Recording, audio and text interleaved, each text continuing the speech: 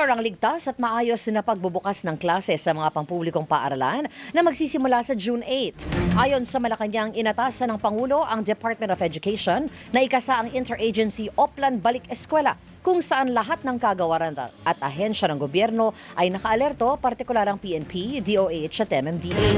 Ngayong araw, binisita naman ni Pangulong Marcos ang Brigada Eskwela sa isang pampublikong paaralan sa Navotas City.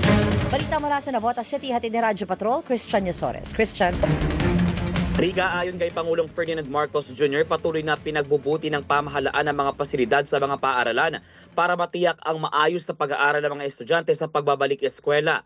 Sa pagbisita sa Kapitbahayan Elementary School sa Barangay NBBS Kaunlaran dito sa Navotas, ininspeksyon ng Pangulo kasama ang mga opisyal ng DepEd ang ginagawang Brigada Eskwela ng Paaralan bilang paghahanda sa pagbubukas ng klase sa Lunes, June 8, kabilang ang pagkakabit ng mga CCTV camera para sa kaligtasan ng mga mag-aaral. Gayon din ang paglilinis at pagpipintura sa mga classroom na ginagawa ng mga benepisyaryo ng TUPAD program.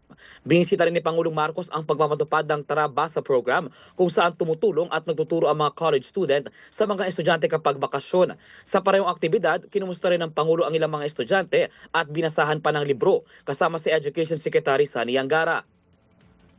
DepEd knows perfectly well what to do. Hindi na natin kailangan silang turuan. But yun na nga, we are just improving the facilities.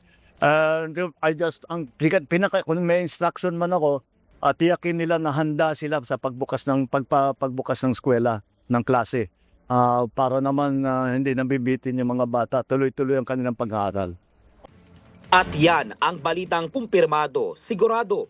Ito ang Radyo Patrol. Christian Yosores, DZMM. Maraming salamat, Christian Yosores.